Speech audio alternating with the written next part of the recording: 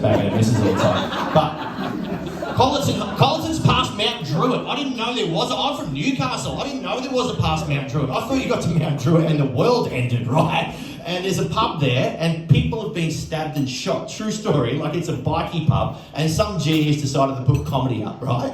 For the very first time, like pop-up comedy, like a couple of posters, but no one really gave a shit. And it's like this pub. I walked in and I was like, oh, I can't. It's like tonight where I have to get up first. I'm emceeing. I'm like, I can't do this, right? There's blokes at the back, you know, like fully tattooed, and look, it started to go all right. Now, I make fun of a lot of places. I like to do that, as you've probably noticed already, and so I'm doing Mount Druitt jokes in Mount Druitt, and if you live in a shithole, right, you'll know that the best thing you can have about living in a place like that is a sense of humour, right? Because if you go, yeah, mate, this place is shit, and you laugh about it, then you're going to be okay, right? And everyone in the room was doing that bar one guy at the back, right? He didn't like it. Side rat's tail, you know, the guy, like Southern Cross tattoo on the neck, you know, like a real catch, like one of those guys, right?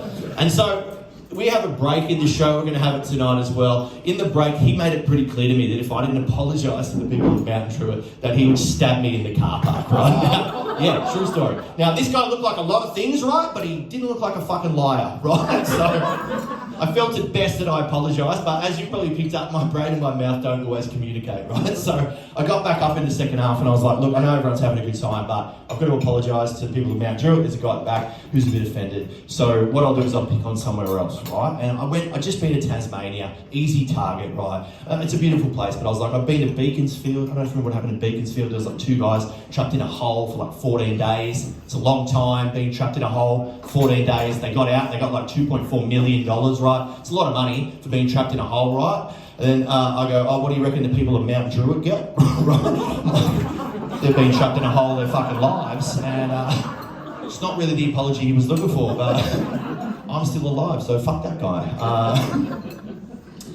Good gigs out those ways, but it's nice around here, good food, beautiful place to live around here, and I'll tell you what, like back on the RBT thing, because again, that's predominantly where they film RBT, like 11 o'clock in the morning. I love RBT, the drink driving show. You know, like some guy's been pulled over around those parts. The police officer's like, have you had anything to drink? The guy's like, oh fucking no, mate. Like, it's always a tradie. It's like 10:30. If you sure you've had nothing to drink? Nah, mate, it's just had 14 Woodstocks. It's not even smoke, right? You know when you're from those, but your neck goes and your leg, like when you get fired up, you're like, oh fuck. You're like a junkie pigeon, right?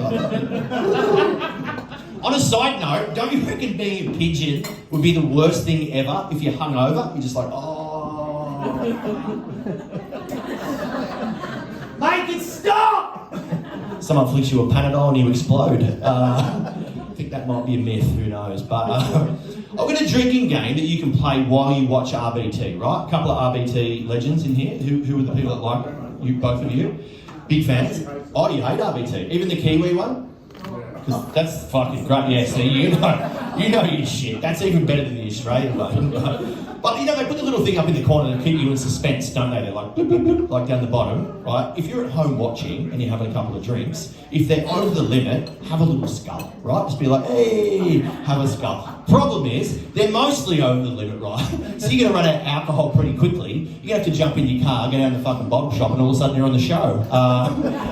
It's probably not the greatest idea at all. But another one that, a couple of shows that I fucking watched a fair bit of during the lockdown and stuff was Survivor. You know, Survivor's it. I like American Survivor. Australian Survivor was a big shit for me, and it's controversial because I know a lot of people liked it and rated quite well. They went to Fiji both times. Does that sound like a hard fucking time for you? Like, where are you off to? Fiji. Fuck, we'd all like to go to Fiji right now, wouldn't you? Like, we can't go anywhere. We're going to go to the fucking Central Coast at the moment. That's about it, right? But like Fiji, great. Like, I'd watch Survivor if it was filmed in fucking Mount Druitt, wouldn't you? Like, I'd watch that shit, right? First challenge is Gary's got your cigarettes. You've got to get them back, right? Bang up for that shit. The immunity idol could be an ice pipe, right? Right, that was a bit harsh, wasn't it? Don't feel bad for a mate. You're never going out there, are you? At all. Now, on this spectrum here, these guys are going to have 2 kids soon. What's the relationship status of the people at the front here? How are you? This is a first date or anything? Or? No, we're de facto. De facto? Fucking sexy term, isn't it? Use that in the bedroom, fucking come over here, de facto. It's hot, isn't it? I'm de facto as well. I get it all the time. People don't get it, do they? They don't quite understand it. They're like, but you're not married? You're like, no, I'm good, we're good. No kids? No kids. Not at the moment. You're not a urologist? Because we fucking need to get this bloke sorted out. He's just drinking more. He's going to put it on you when you go home. Fucking turn him down. Make sure you turn him down. I used to work on a TV show called Ready, Steady, Cook. Is anyone familiar with that show? Yeah. So isn't that weird that, like, of all the shit I've spoken about tonight, that got the most excitement from everybody? People, it's weird. It's got this cult following from way back. The tomatoes, capsicums, strange fucking show. It was a lot of fun to work on. Much different crowd to this. A lot of old folk. Like, I'm talking super old. We used to get a lot of nursing homes that would come in. Like social groups. We had a group in called the View Club. It's an acronym. Stands for Voice, Interest, Education in Women. I'm not sure if you know, they do amazing work for women's charities, right? They're all great. On the way out though, this lady in her 90s, she pulls me aside. She goes, Steve, there's actually another acronym for the word view. And I'm like, oh, what is it? And she goes, voluntary intercourse every Wednesday. So I banged her. And it was a Tuesday. She fucked it up, mate. So I like that when I go, I banged her. You were like this. What the fuck? It's like a twist down the front. It's a good laugh. I like it. It's like someone's trying to fuck a hyena. By the way, I forgot to say that at the end of this gig, because it's been a long year, right, and I haven't gotten out from my family for a while, I'm going to do another 7 hours on stage if you want to stick around. I don't want to go home, so... but hey, tonight we've got a mixture of up-and-coming comedians. Some people have done a few gigs, some people have done too many gigs, they're slightly jaded, and of course we have one of Australia's finest to close it off. You seem like a lovely crowd, you've got delightful food, you've got fucking lots of alcohol, and we're going to get this guy to snip at the very end of the show, just for you. You should want it, right? You're going to have 2 kids under fucking 2, mate. Like, yeah, your life's fucked. Oh yeah, that's why you're drinking more alcohol. But we're going to have a fun night, ladies and gentlemen. Are we not? Make a bit of noise, come on. Yes! It's going to be exciting. Our first act of the stage, will you please put your hands together and welcome Gareth Kidd, yeah!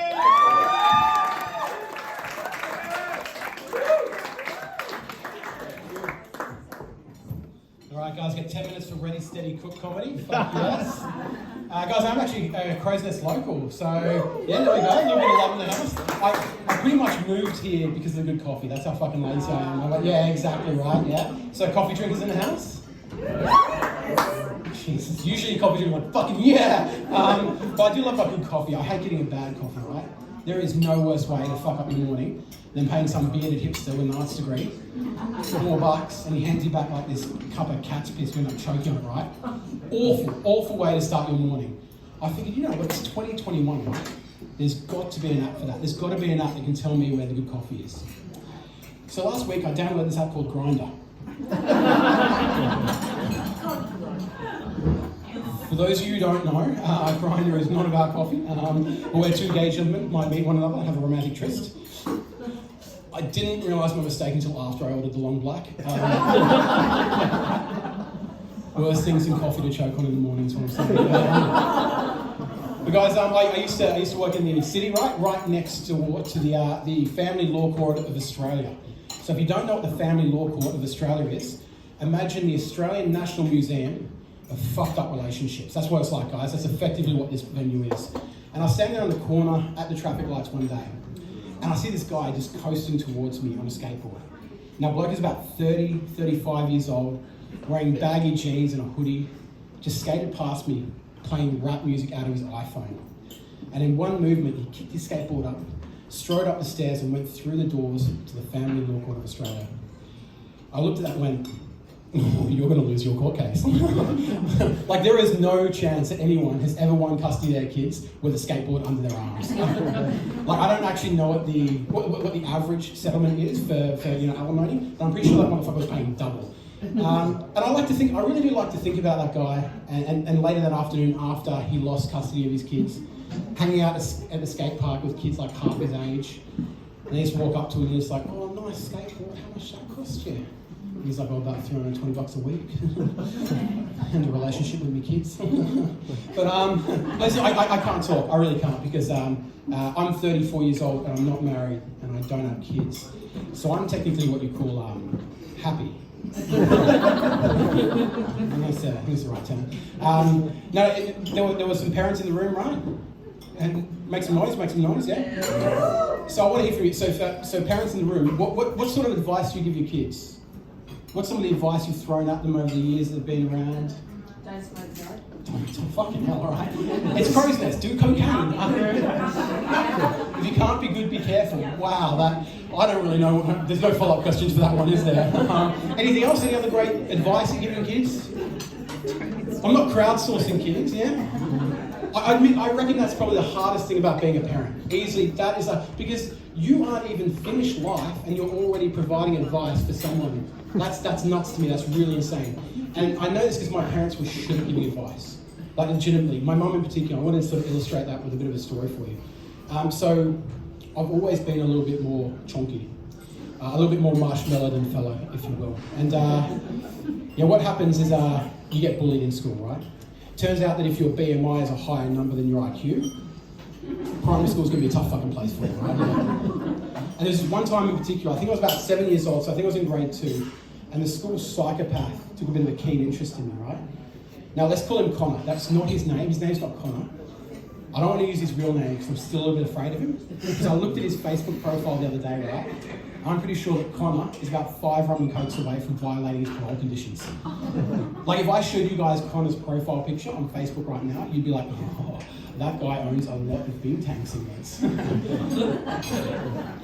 I guess what I'm trying to get across is he's filthier than an airport bathroom. But that got the ooh. But no, and I know you can't judge a book by its cover, right? Like that's the old saying, you can't judge a book by its cover. But if Connor was a book, the cover would say, 7 easy ways to knock over your local 7-Eleven. So he's a bit of a sketchy character. And I remember this one time on the playground, Connor just sort of appeared in front of me out of like this cloud of Lynx Africa. And he just looked at me, and he's just gone, hey Garrett, you're so fat. You look like a bloody panda. Shit, Sledge, right? Pandas are fucking awesome. But I did what every 7-year-old kid does when he gets bullied about being fat. I went home and cried to my mum, right? Fair enough, right? And I'm there that night in my mum's arms, crying, and she's looking down, and she realizes it's a teachable moment. Like, there's an opportunity to provide some advice, to instill some resilience and stoicism in a young boy. So this is legitimate advice my mum gives her 7-year-old kid. She stands me up and brushes the tears out of my eyes and goes, Gareth, you can't run away from your bullies. You have to face life head on. She's going wrong at this stage. So tomorrow, I want you to go into school, I want you to look Connor in the face, and I want you to say to him, Connor, I may be fat, but I can lose weight. But you'll always be ugly. That was the advice my mum gave me 7-year-old kid. Outstanding. Which, if you think about it, boil it down to it, my mum literally said to me, Gareth, to avoid being bullied, just become a fucking bully, eh? I didn't realise my mum was taking parenting advice from Lucius Malfoy. That's a Harry Potter reference, in case anyone was wondering why I got bullied in primary school. So next day, right, I walk into school, I'm 10 feet tall, I'm bulletproof, right, because I don't realise my parents' advice is bullshit. And so the recess bell tolls, I make a beeline for where Connor hangs out with the rest of his mates, or as I used to call them, Cell Block C. And I walk straight over to him, he sees me coming, he's just going, oh, hey Panda. I'm like, this is my moment to shine, guys, like this is my moment. So I steadied myself, took a deep breath, and with my voice breaking only slightly, I looked him in the eyes and said, Connor, I may be fat, but I can lose weight. You will always be ugly. Boom. 7 years old, guys, my mic drop moment. I'm pretty proud to say I silenced him. I told him I didn't see the punch coming. Connor hit me hard. Connor hit me with the strength of a broken childhood. Like when he punched me, I literally felt the 50 baseball games his dad missed. And so he hit me so hard I got a black eye. So that night, I'm back in my mum's arms, right? Fast forward, I'm back in my mum's. Now I've got a black eye, so I'm hurt on the outside as I am on the inside. My mum's Bernardo's Mother of the Year award rolling away with every passing tear. At this stage, my dad rolls in, right? He's got no idea what's transpired over the last 24 hours. My dad rolls in. He looks at mum, looks at me, looks back at mum, looks at me, looks at my black eye, and just goes, Christ, Gareth, You look like a bloody panda. So I'll leave you guys with this one. I'm not a very kinky person. Let's just bathe in that for a moment. And I was dating this girl a couple of years ago, and during the day we were sitting and talking. She's going, Gareth, when we next have sex, can you choke me? Yeah, exactly. Yeah. I've not even seen the INXS documentary, and I'm like, okay, because I'm a lover, I guess I will. And so anyway, that night, I'm like, okay, it's going to happen, right? So we're having sex. I realised this is the moment to do it. And so I reach down and grab a Snickers bar and jam it in her mouth. And she immediately starts choking. Because of the peanut allergy. I ordered it. So she's laying there, she's looking at me with her big red eyes, and she goes, EpiPen. What? EpiPen. EpiPen? Bitch, that is not the safe word. Thank you very much, guys. Have a good one.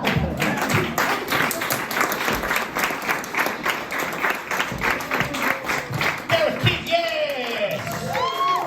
And we're very COVID safe here. You see that? We knuckled up, right? But now we're talking into the same microphone. So we're all fucked. I think we're all going to catch it.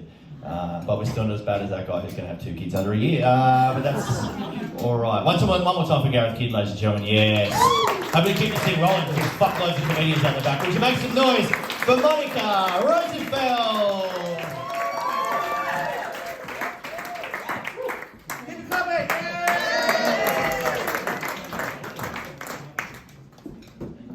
Hey, thank you for that lovely welcome. Who's having a good night? Fantastic. So as you heard, my name is Monica. So a lot of people think I'm Italiano, but actually, my parents come from Romania, the land of the gypsies, which explains why I always get asked where I get my tan from. I give them the whole spiel about how it's all natural because I don't sunbake. It's not until later that they realise their wallet's missing. So being Jewish, my parents begged me to marry a Jewish guy. But personally, I prefer to keep my options open. So I guess you could say I've sampled my fair share of circumcised and uncircumcised. Sorry, not looking at you for any particular reason. And tonight I can tell you what really gets me going. My vibrator. Thank you, little rabbit. She agrees. We have a contender in the room for the vibrator. So apparently 20% of men living in Australia are circumcised. So what that means is from all the guys in the audience tonight, 1 in 5 has nowhere to hide when he's feeling shy. A bit like the front row of a comedy audience. What's your name? It's Liam. Liam, do you still have your pickle tip, your knob blob, your wiener beanie? You don't? Oh, you've been shortchanged. I'm so sorry. Oh, sorry to hear it. Well, eventually I ended up marrying a non-Jew. And because of our cultural differences, before starting a family, we had to have some long, hard conversations about circumcision. Eventually we came to an agreement, and when our first child was born, we circumcised her. Now, I tried to explain to my Romanian grandmother what I do for a living. I said, Koti Momo, I work in PR. She said, what? Did you say ER? I said, no, not ER, PR. You know, I'm a spin doctor.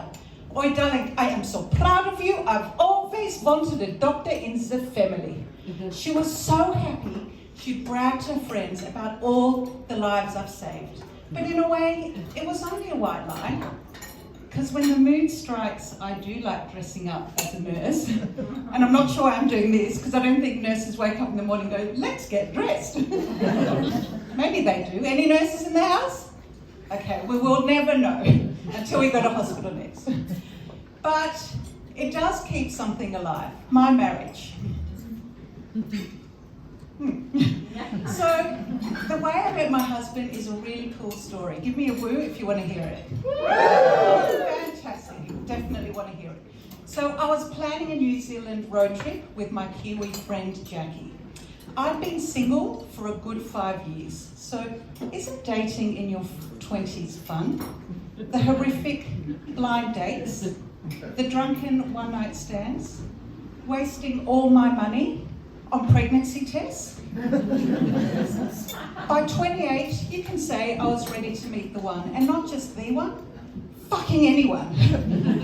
A week out from the trip, Jackie called to say her boyfriend Matt was joining, and I was pissed. I mean, I love a threesome as much as she looks like she likes a threesome. But I really prefer the attention from two men. And to make matters worse, he went shotgun, and my least favourite position is in the back. It's a shitty view. First night, walked into a pub, straight away spot a guy with long hair to his waist. Now, I know a lot of girls say you can judge a man by his shoes, but personally, I think you can judge a man by the length of his hair, and the longer, the better. Take Jesus with his long locks. He's powerful, obedient, and you feel protected when you now live in your bedroom. Sorry, it's just been Easter too. Maybe he'll die again. He just got reborn and might die again. So he walked straight past the pool table, not Jesus, the guy with the long hair, and he gave me this look. Now, as you can only imagine from my utter beauty, I've had looks from guys in pubs before. I've had the look mistaking me from Elle Macpherson after about 10 drinks too many. I've had the creepy look. And I've had the look wondering if he's had sex with me before. A bit like the look you're giving me now. Actually, let's try this out. Can you say my name? By the way, it was Monica. You forgot it then. So, you don't want to give it a go? Yeah, why not? Okay, go for it. Monica. Okay. Now say it as if you're having an orgasm.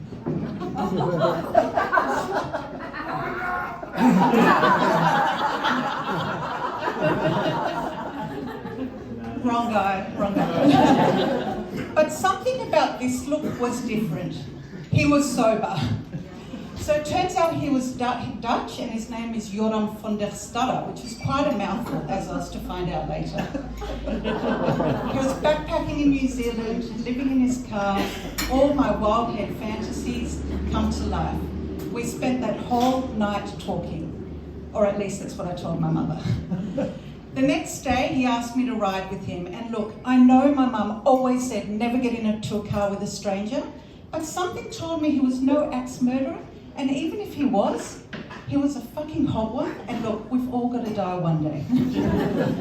So in the end, I agreed. And it wasn't his blue sparkly eyes, his lovely smile, or his luscious long locks that convinced me. I was just thrilled to be back in front position. Now, you'll be pleased to know we've been married for 16 years. Woo, yeah, give it up, woo! We've had 3 kids, 2 cats, and a dog, and I didn't give birth to those last few. And he's actually in the audience right now, so you can give him a round of applause. He's over there. As you can see, he's completely bald, so talk about false advertising. And look, we've got a pretty good marriage, but when you've been married for 16 years, you've got to get creative to keep it hot in the bedroom. So recently, my husband suggested a hotel room to add some variety. It was the best sex I ever had. Yeah.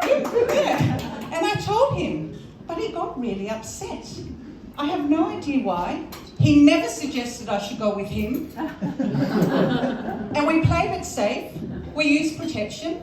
We both wore masks. Now, what I love about this mask business, it gives you an instant insight into people's fetishes. So next time you're at Coles and Woolies and you see those middle-aged mums with their blue medical masks, well, you know their little secret. They're still playing doctors and nurses. And when you're in the train or bus and you see those professionals all suited and booted and they're wearing their black masks, well, don't be fooled. On Saturday night, they're experimenting with hot wax and whipping. And with my fetish, I know social distancing is guaranteed.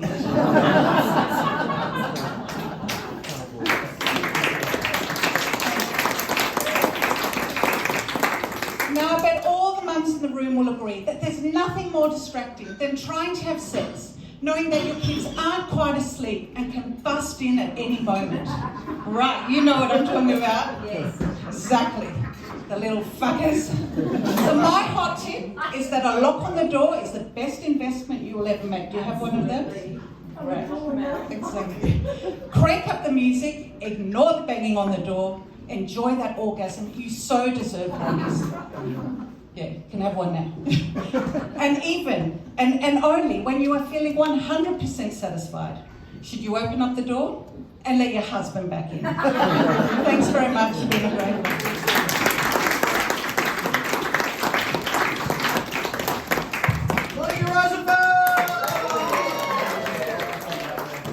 Another round of applause, well done. Job. Her husband's actually here, is that right? You, right? Fuck. I was like, that guy's filming. And I'm like, oh, that's why. I was about to get kicked out, mate. Give him a round of applause as well. This is not easy. Oh, and give these ladies, they're going to fucking upgrade, yes. Well done. They've had to sit out there and so in here, you guys can hear all pretty well, right? But out there, you can't hear a fucking thing. And they've been just sitting there going, what's going on in there?